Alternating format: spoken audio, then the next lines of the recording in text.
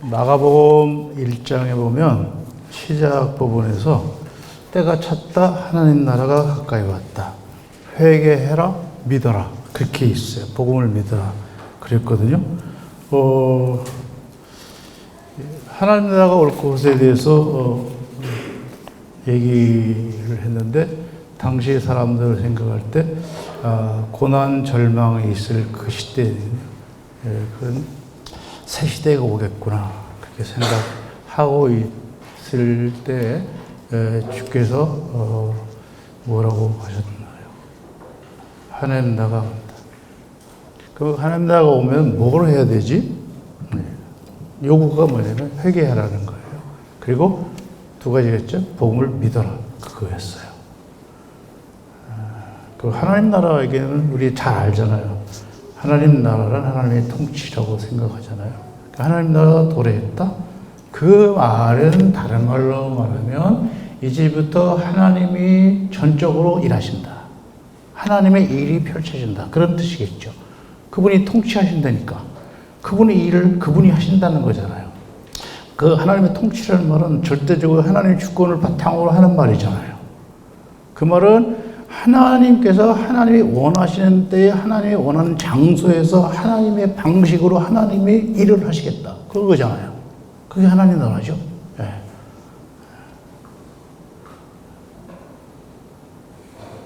그렇다면 절대 주권을 건드리면서 하나님 나라를 자꾸 이렇게 저렇게 자기 생각대로 판단하고 이야기하는 건 어불성설이에요. 말이 안 되는 거죠. 그죠?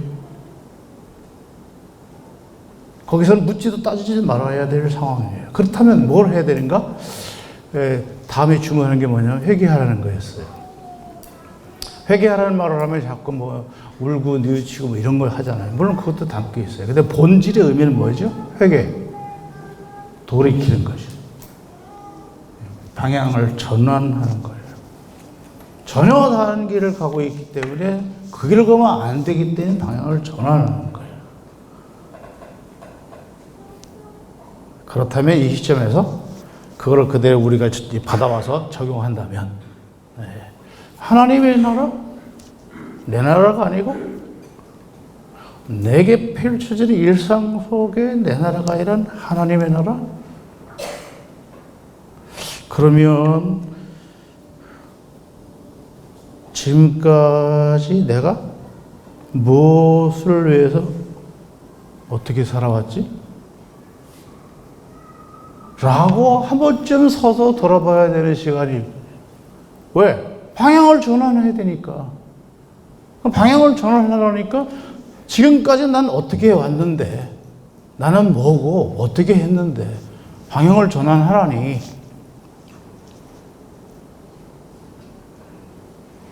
나는 어디 있었지? 어디로 가고 있었지? 방향을 전환한다면 어떻게 바꿔야 되지?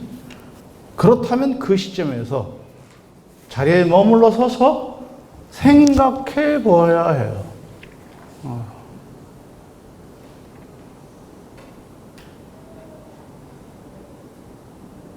내가 여태껏 당연히 그냥 그렇게 당연하게 생각해 온 그런 것들을 더듬어 보고 일단 멈추어서 옳았나?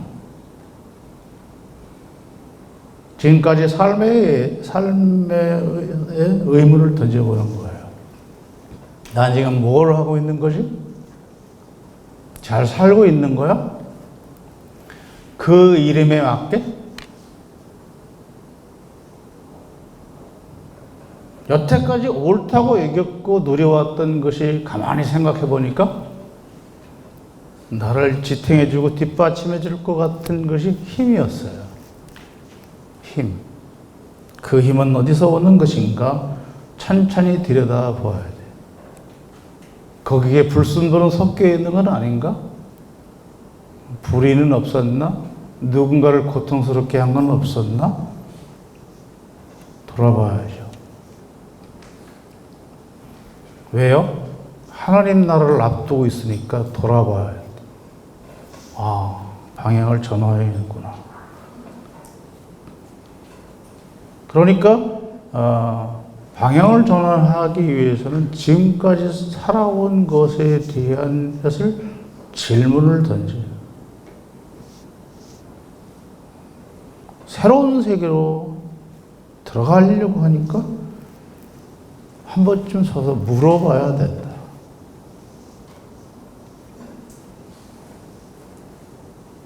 여러분이 지금 물어보십시오.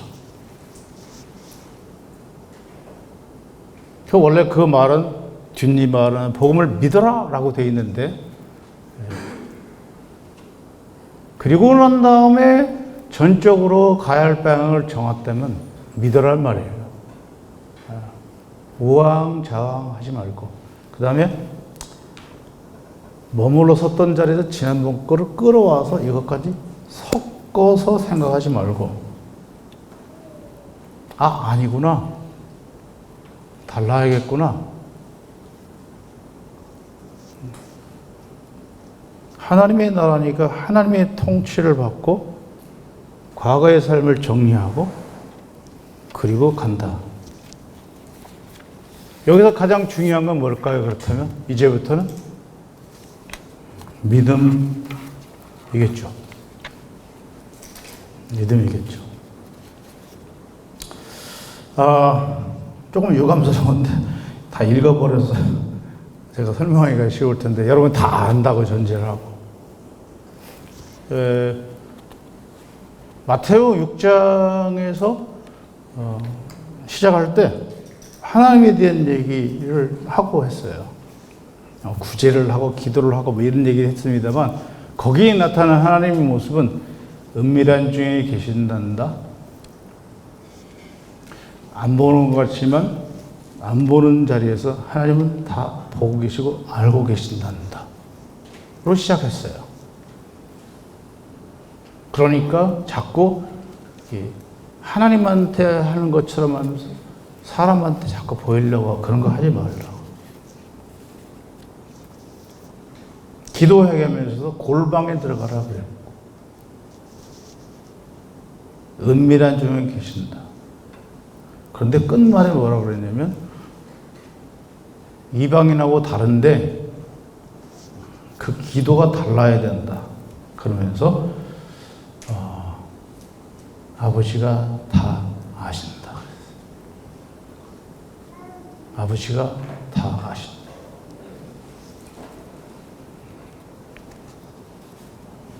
그리고 난 다음에 우리가 잘 알고 있는 주께서 가르쳐 주신 기도로 들어갔죠. 물론 주께서 가르친 기도를 설명을 하려면 누가복음의 내용과 같이 엮어서 이렇게 가야 설명이 좀 잘 될 텐데 지금 그거 할 건 아니고 또 시간도 없고, 우리가 19절 이하에서 상황을 보면 이렇습니다.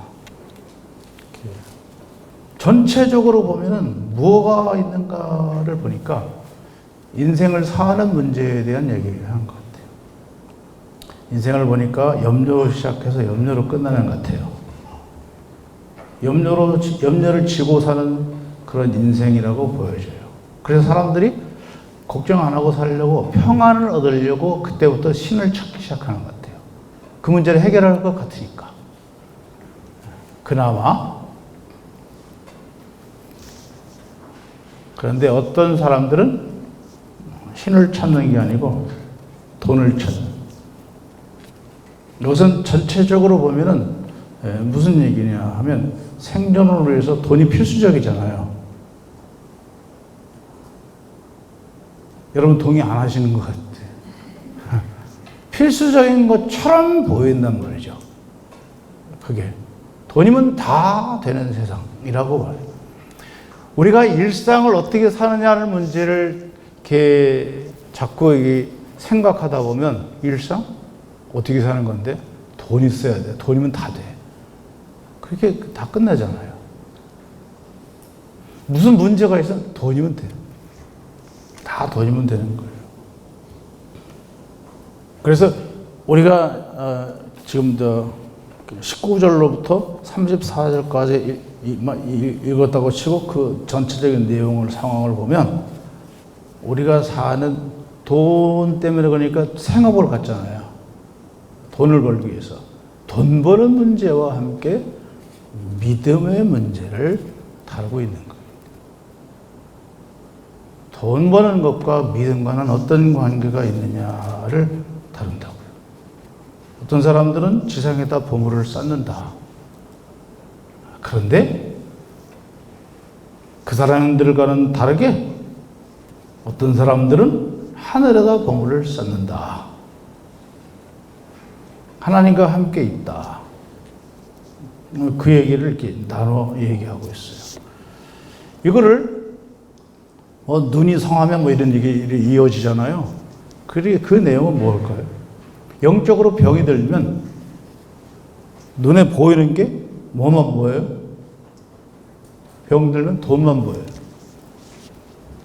돈만 보였나 봐요. 영적으로 병든 눈은 물질에다 초점을 맞추고 계속 가요. 자꾸 뭐가 생겨날까요? 탐욕이 일어나요. 건강한 눈은 사물을 보는 눈이 달라요. 그것들을 봐도 늘 하늘에 잇대어 봐요. 자기의 소원을 하나님께 두고 말해요. 그게 다가 아니라고 생각하기 때문에 그래요. 근데 신자들에게 문제가 있어요. 근데 무슨 문제가 있느냐? 주인이 둘이라는 거. 내가 돈을 잘 벌어야 잘 살고 내가 잘 살아야 아버지도 좋은 거 아니에요? 그러니까 돈도 잘 벌게 해줘서 나도 좋고 아버지도 좋고 내가 돈을 잘 벌어야 우리 교회도 잘 되고 그런 거 아니냐. 그게 하나님과 거래를 시작해요. 그래서 경건과 탐욕이 결합된 모습으로 신앙을 포장을 해요.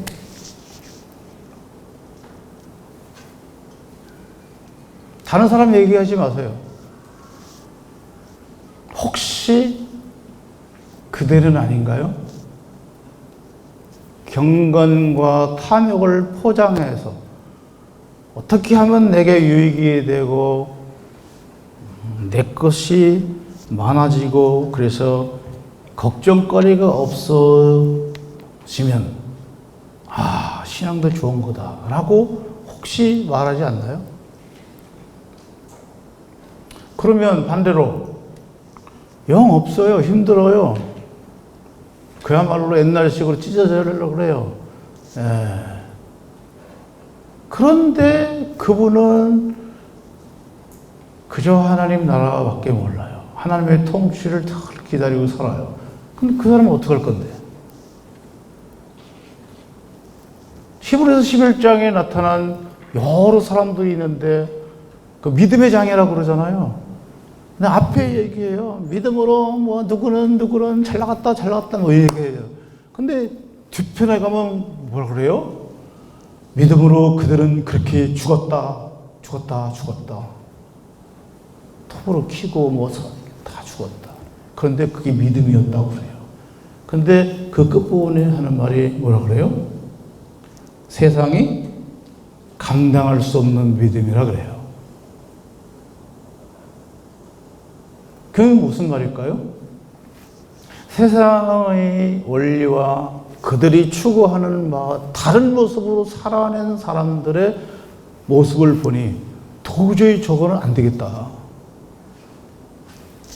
세상이 감당할 수 없어요. 근데 우리는 적당히 타협을 해서 함께 살기를 원해요. 이스라엘 백성을 구출해 내시고 난 다음에 광야에서 이제 언약을 말씀하시면서 나는 너의 하나님이고 넌 내 백성이라고 하시면서 주시는 말씀, 계명을 주셨잖아요. 첫 번째가 뭐예요? 너는 나 외에는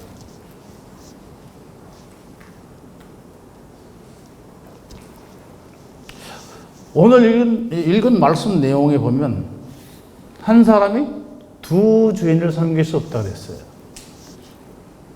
그게 십계명의 첫 번째 내용하고 맞닿아 있어요. 나 외에는. 그 나 외에는 이 원래 본 뜻이 뭐냐면 내 얼굴 앞에서 이렇게 말이에요. 내 면전에서.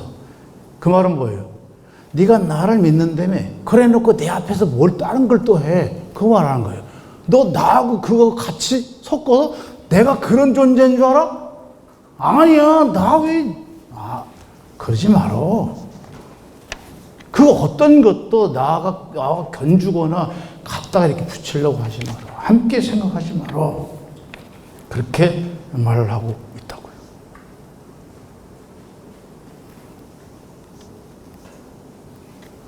그러면서 여러 말을 하지만 심지도 않는다, 거두지도 않는다. 새들을 볼래? 그 미래에 무슨 일이 일어나는지 걔들이 걱정하디? 아니야. 걱정할 필요 없어. 염려한다고 뭐가 되디? 안 되잖아. 그러니까 뭐만 있으면 되는데? 믿음만 있으면 돼. 그냥. 그래서 결론은 뭐예요? 믿음 없음의 표현들이 뭐예요? 염려라고 말을 하고 있어요. 믿음 없음. 그건 이방인들이 하는 거야. 라고 말씀하고 있어요.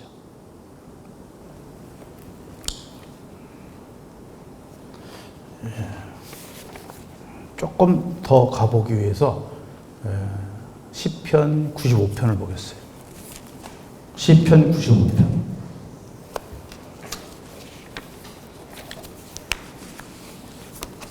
시편 95편은 우리 같이 볼 거니까 같이 가보죠.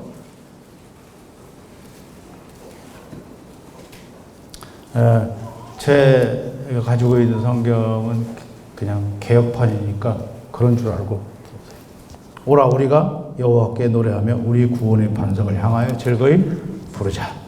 우리가 감사함으로 그 앞에 나아가며 서로 그를 향하여 즐거이 부르자. 대저 여호와는 크신 하나님이시오. 모든 신의 크신 왕이시로다. 땅의 깊은 곳이 그곳에 있으며 산들의 높은 곳도 그의 것이로다. 바다가 그의 것이라 그가 만드셨고 육지도 그의 손이 지으셨도다. 오라 우리가 굽혀 경배하며 우리를 지으신 여호와 앞에 무릎을 꿇자. 대저 저는 우리 하나님이시오. 거기서부터 같이 읽읍시다. 대저 저는 우리 하나님이시오. 우리는 그의 기르신 백성 그의 손의 양이라. 너희가 오늘날 그 음성 듣기를 원하노라. 여기까지만 읽고 그 다음에 제가 그 다음 읽을게요. 이르시기를 너희는 무리바에서와 같이 또 광야 마사의 날과 같이 너희 마음을 강팍하게 말지어다. 여기서 나타난 단어가 뭐냐면 무리바, 마사예요. 이건 출애굽기 17장에 나오는 내용이에요. 가다 보니까 물이 없어요. 그래서 모세하고 싸웠어요. 우리 죽일라 그래. 말려 죽이려고. 물 달라고. 그랬더니 모세가 뭐라고 하냐면 왜 다투냐. 너희들이 하나님을 시험하느냐 그랬어요. 그랬거든요. 일상의 현실 속에 나타나는 것을 보고 아우성친 거예요. 그래 놓고 하나님 있어? 없어. 뭐야 이거?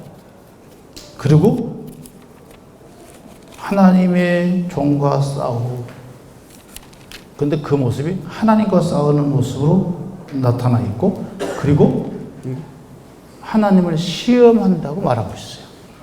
출애굽기 17장 7절에 결론적으로 이렇게 말했어요.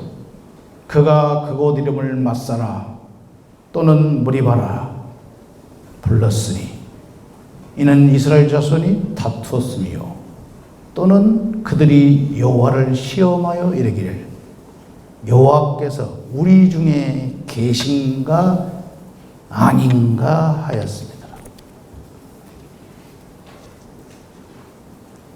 그래서 그 장소 이름이 무리바예요. 다투다 뜻이에요.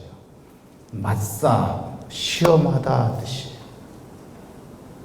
하나님을 시험했어요. 하나님을 조사해봐요. 아까 읽은 말씀을 이어서 보면 그때 너희 열조가 나를 시험하여 나를 탐지하고 나의 행사를 보았도다.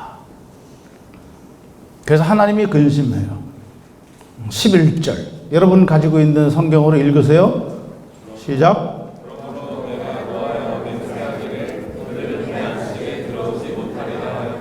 네. 현실에 걱정이 생기다가 생각난 게 뭐냐면 하나님이 생각났어요.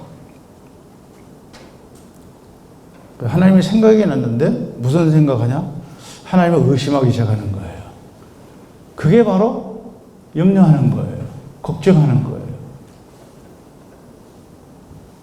의심한다는 거는 다른 말로 해설한다면 무슨 뜻이죠? 왜 의심해요? 못 믿으니까. 못 믿어서 의심하잖아요. 못 믿어요. 못 믿어서 의심하는 거예요. 그냥 의심하고 생각하니까 불안해. 그게 염려로 다 나타나고 있는 현실이에요.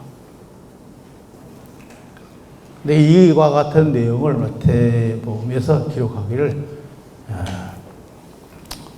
이거는 이방인들이 하는 짓이라 그랬어요. 그 말은 아버지 없는 애들이 하는 짓이다. 너희는 하늘의 아버지가 계시잖아. 하물며 천부께서 다 아시잖아. 다 아시는데 왜 그럴까? 제자들로서 일상생활 속에서 삶의 모든 근거를 어디에 두냐? 확신, 기초가 어디 있느냐? 하나님을 나의 천부로 아느냐? 그래서 그를 의지하느냐? 아까 시편 95편에서 그랬는데 그분은 위대한 왕이시라 그랬잖아요. 그분은 찬송해야 되고 그분께는 감사함으로 나갈 일인데 아니 그분을 의심해? 그분을 탐지를 해? 조사를 해? 시험을 해? 여기 계시나 안 계시나? 그럴 수 없다. 내 삶의 구석구석에 심지어는 은밀한 장소에까지 그 현장에 아무도 없는 줄 알았는데 그분이 계셨어. 그분은 내 삶의 전부. 그분은 내 모든 것을 다스리시는, 통치하시는 왕이세요.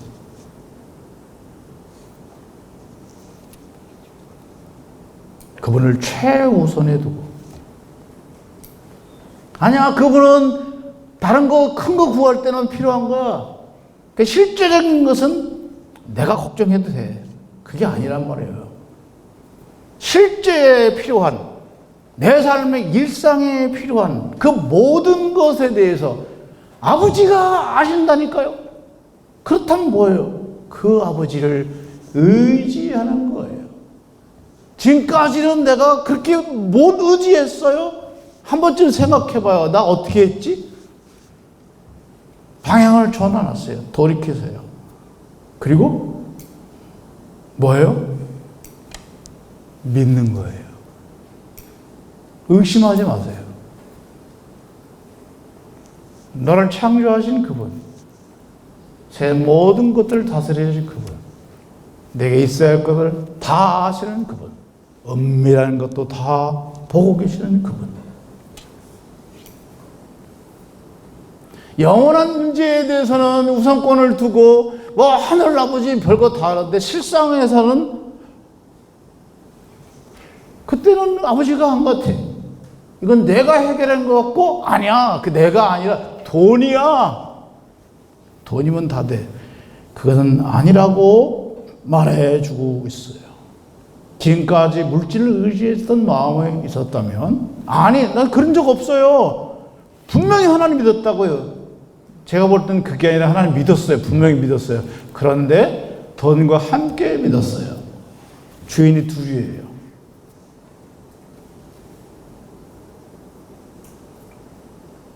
그 물질은 어디서 왔게요? 그분에게서 왔어요. 그것을 채워주시는 분이 하늘에 계신 아버지세요. 그분을 왕으로 모시고 최우선의 자리에 높여 그분이 원하시는 대로 방향전환해서 내 나라가 아닌 그분이 통치하시고 그분이 원하시는 그 나라를 이루기 위하여 의심 없이 하나님을 의심하지 않고 섞어서 아니 오직 하나님만. 그래서 바울이 빌립보서에서 그렇게 말해요. 감사함으로 확신 가운데 기도하라고. 그것이 최선의 방법이라고요. 우리는 감사함으로 그분의 통치를 기다리며 가는 것입니다. 염려가 있으십니까? 걱정거리가 있습니까? 돈 때문에? 사는 것 때문에? 일상 때문에? 어떻게 해야지라는 생각을 많이 하고 자꾸 물어. 이거 어떻게 해야지? 저떻게 해야지? 뭐 그럴 수 있어요. 그럴 수 있는데 아버지 계시에요. 아버지가 계시다. 나를 그렇게 낳아주시고 길러주시고 함께 하시고 그러신 분이 계세요. 우리 가운데 왕으로 임하셔서 우리를 다스리겠다고 오신 분이 계세요. 나의 구주 예수 그리스도, 나의 왕, 나의 주님. 그분이 다스리세요. 내일은 나에겐 없어요. 내일은 내 몫이 아니에요. 누구의 몫이에요? 하나님의 몫이에요. 그분이 다 아세요.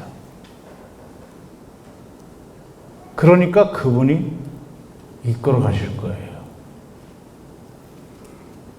항상 생각해 보십시오. 내가 잘 가고 있는 거야? 한 번쯤 머물러 서서 방향이 틀어지면 자꾸 바꾸어서 바른 길로 가는데, 아, 이게 내 믿음이 흔들리고 있는 거구나? 자꾸 의심이 있고 하나님을 자꾸 시험하려고 그러네? 그러지 말아야지. 돈과 하나님 사이에서 왔다 갔다 하거나 같이 묶어놓고 생각하지 마시고 하나님 앞에 모든 걸 다 내려놓으시기 바랍니다. 답이 뭘까요? 믿음만이 답입니다. 믿음이 답입니다. 우리가 이렇게 하는 모습, 믿음이라고 말하잖아요. 진행도 믿음이고 끝도 믿음입니다. 은혜에서 이렇게 된 것, 우리가 답할 수 있는 건 그거밖에 없습니다. 믿음입니다. 그러면 다 됩니다. 그 믿음으로 승리하시길 바랍니다. 기도하겠습니다.